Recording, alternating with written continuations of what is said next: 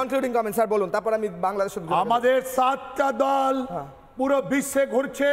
আমি আমাদের গভর্নমেন্টকে আমি রিকোয়েস্ট করব যে জামাত ইসলাম বাংলাদেশ, জামাত হিফাজত ইসলাম, হিজবুত তাহিরকে একটা ইন্টারন্যাশনাল টেররিস্ট অর্গানাইজেশন হিসাবে চিহ্নিত করার জন্য প্রস্তুতি নিতে হবে।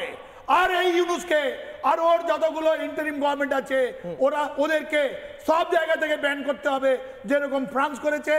আর অন্য জায়গা যেটা বলছে আমরা বাংলাদেশের আমরা ভিসা মানছি না, এদেরকে চিহ্নিত করতে হবে কি এরা আমাদের যে হিন্দুদের উপরে যা সন্ত্রাস চালাচ্ছে ওর জন্য এরা সব দায়ী। 10,000 থেকে বেশি, এরা হিটলার থেকেও খারাপ। তাই জন্য আমাদেরকে একটা প্রস্তুতি নিতে হবে। নরেন্দ্রনাথ বাবু বলুন, 10 সেকেন্ড দিলাম, বলুন শেষ কমেন্ট।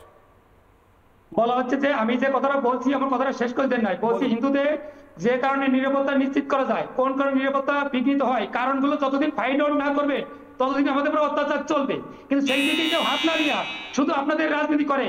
আপনারা যে যে মুর্শিদাবাদে আপনাদের নিয়ে কি রাজনীতি করব? আপনাদের কাছে কি আছে? কি আছে?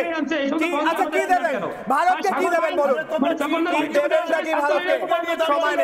সময় নেই, কিচ্ছু নেই আপনাদের কাছে, কিচ্ছু ভারতকে দেওয়ার মতো নেই, কিচ্ছু নেই, নাথিং। এস এম কামরুজ্জামান সাগর শেষ কমেন্ট, ব্যাস কিচ্ছু নেই আপনাদের কাছে। এস এম কামরুজ্জামান সাগর শেষ কমেন্ট, কনক্লুডিং কমেন্ট, 10 সেকেন্ড। সবকিছুর ঊর্ধ্বে একটা বিষয় যেটা হলো বাংলাদেশে যে রিজিমটা চলছে এখন, যে পরিস্থিতি, আমাদের দেশ খুব শীঘ্রই আমরা কিন্তু দুর্ভিক্ষের দিকে চলে যাচ্ছি, দুর্ভিক্ষের দ্বার প্রান্তে। এবং আমাদের বন্ধু দেশ ভারতের সাথে আমরা শুরুতেই আমাদের ইন্ডিয়ান গভর্নমেন্ট সম্পর্কটা নষ্ট করেছে। পৃথিবীর বিভিন্ন দেশের সাথে আমাদের যেভাবে ধীরে ধীরে সম্পর্কগুলো নষ্ট হচ্ছে, তাতে করে লুধার হচ্ছে বাংলাদেশের সাধারণ জনগণ। এটা নিয়ে যখনই আমরা কেউ কথা বলতে যায়, বাংলাদেশকে যারা ভালোবেসে কথা বলতে যায়, যারা রাজনীতির ঊর্ধ্বে রাজনীতি করে না, সেই মানুষগুলোর উপরেও কিন্তু চলে আসে অমানবিক অত্যাচার, অমানসিক অত্যাচার হয়, স্বৈরাচারী বলা হয়। অনেক ধন্যবাদ, আমার কাছে সময় একদম কম। মহারাজ একদম 10 সেকেন্ডে শেষ কমেন্ট। দেখুন, যেরকম দীর্ঘ দুর্যোগপূর্ণ রাত্রির পরে সূর্য ওঠে, পরিষ্কার আকাশ আসে, সেরকম আগামী দিনে এই রাক্ষস রাজাকারদের বাচ্চাদের নিপাত হবে এবং বাংলাদেশের সংখ্যালঘু সংখ্যাগুরু প্রত্যেকের নিরাপত্তা মৌলিক অধিকার নিশ্চিত হবে। এই আশা রেখে, এই প্রার্থনা রেখে আমি আমার কথা শেষ করছি। বেশ, অনেক ধন্যবাদ সবাইকে। আমি আবারও বলছি, অপারেশন সিঁদুর হয়েছে। অপারেশন সিঁদুর হওয়ার পর যদি প্রয়োজন পড়ে অপারেশন ইঁদুর আবার হতে পারে। বাংলাদেশের ইঁদুর সন্ত্রাসী যারা বসে আছে ছোট্ট ছোট্ট, তারা যদি মনে করে ভারতবর্ষকে এবং ভারতবর্ষের সঙ্গে শত্রুতা করে তারা পয়েন্টস পাবে, সেই পয়েন্টগুলো তাদের দেওয়া হবে না। আর বাংলাদেশের হিন্দু মায়েরাও কিন্তু কপালে সিঁদুর পড়েন।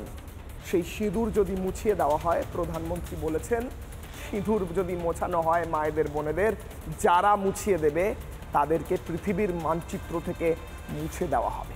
বাংলাদেশ পৃথিবীর মানচিত্র থেকে মুছে যেতে চায়, মোহাম্মদ ইউনূস কি তাই চায়?